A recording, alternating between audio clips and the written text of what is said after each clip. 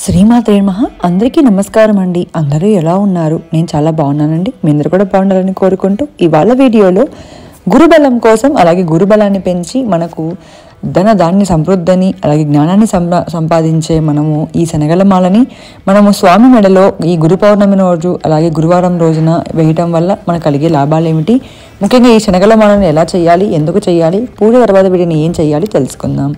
ముఖ్యంగా మనం శనగలని నానబెట్టుకొని పెట్టుకోవాలండి. అంటే ఒక రోజు నైట్ అంతా నానబెడితే ఉదయానికి మీకు ఇలా మెత్తగా అయితే అయిపోతాయి.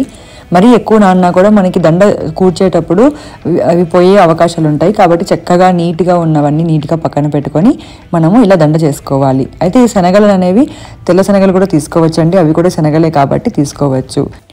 గురువు యొక్క ఆహార ధాన్యము శనగలు. మనకి శనిదేవుడి యొక్క ఆహార ధాన్యం నువ్వులు ఎలాగో అలాగే అనమాట. అయితే ప్రతి గురువారము కూడా మనం ఇలా గురువు దగ్గర శనగలతో 108 ప్రదక్షిణలు చేస్తే కూడా చాలా మంచిది. అవి మనం ఒక్కొక్కటి అలా పెడుతూ ప్రదక్షిణ చేయవచ్చు. అయితే ప్రత్యేకించి ఈ గురు పౌర్ణమి రోజున ఇలా గురువు మెడలో ఇలా శనగల మనం కూర్చి మనం వేస్తే కూడా మరింత బలము చేకూరుతుంది.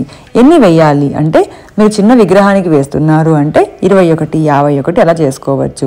అయితే పెద్ద మనం గుడిలో వేయాలి, సాయిబాబా మెడలో వేయాలి అనుకుంటే అలాంటి వారు 108, 216 అలా చేసుకోవచ్చు. 501 అయినా కూడా చేసి మనం బాబా మెడలో అయితే వేయవచ్చు. ఒక బాబాకే వేయాలా అంటే రాఘవేంద్ర స్వామికి వేయచ్చండి, ఈ స్వామికి వేయచ్చు, అలాగే దక్షిణామూర్తికి వేయచ్చు, దాంతోపాటుగా దత్తాత్రేయుడికి, ఇలా అన్ని దేవులకి, గురువుకు సంబంధించిన దేవులందరికీ కూడా మనం ఇలా వేయవచ్చు.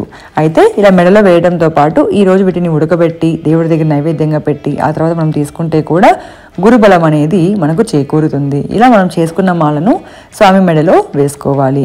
ఇలా ప్రత్యేకించి గురు పౌర్ణమి రోజున పౌర్ణమి గడియలలో వేస్తే మనకి, అంటే ముఖ్యంగా ఇంట్లో చిన్నపిల్లలు చదవకుండా ఉంటారు, లేకుంటే వాళ్ళకి మైండ్లో వెళ్ళినా కూడా గుర్తుండకుండా పోతూ ఉంటాయి. అలాంటి వాళ్ళందరికీ కూడా, అలాగే చదువులు, ఎగ్జామ్స్ ఇలా అన్నిట్లో మనం బాగా చదవాలి, పిల్లలు రాయాలి అంటే వాళ్ళందరి చేత ఇలా శనగల మాలను మనము వేయిస్తే చాలా మంచిది. ప్రత్యేకంగా వాళ్ళ చేత వేయించాలి. అలాగే ఇంటి యజమానికి ఉద్యోగంలో కానీ వ్యాపారంలో కానీ మంచిగా ప్రమోషన్స్, అలాగే ముఖ్యంగా ప్రభుత్వ ఉద్యోగాలు ఏవైనా ట్రై చేస్తున్నారు ఇంకా రావట్లేదు అలా అన్న వాళ్ళకి కూడా ఈ రోజున ఇలా శనగల మాల వేస్తే చాలా మంచిది.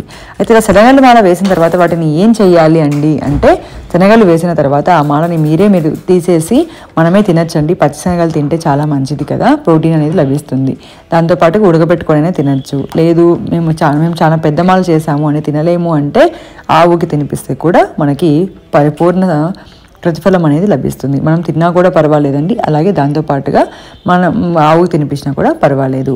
ఇదండి ఇవాళ వీడియో. తప్పకుండా శనగల మాల అనేది ప్రతి ఒక్కరి చేత మీ ఇంట్లో వేయించండి. ఇంట్లో ఒక్కొక్కరు ఒక్కొక్క మాల తయారు చేసి మీ స్వతహాగా చేతులతో మీరే వేస్తే మనకి ఆ ప్రతిఫలం అనేది దక్కుతుంది. ఈ వీడియోని మీకు కావాల్సిన అందరికీ కూడా షేర్ చేయండి, లైక్ చేయండి, సబ్స్క్రైబ్ చేయడం మాత్రం అస్సలు మర్చిపోకండి. మీరు చేసే ఈ ఫ్రీ సబ్స్క్రైబ్ వల్ల నాకు అలాగే వీడియోస్ పెట్టాలని ఒక చిన్న ఆతృత, అలాగే ఎంకరేజ్మెంట్ అనేది ఉంటుంది. అందరూ కూడా బాగుండాలి, అందరితో పాటు మనం కూడా బాగుండాలని కోరుకుంటూ సర్వేజన సుఖినో భవంతు. స్వస్తి.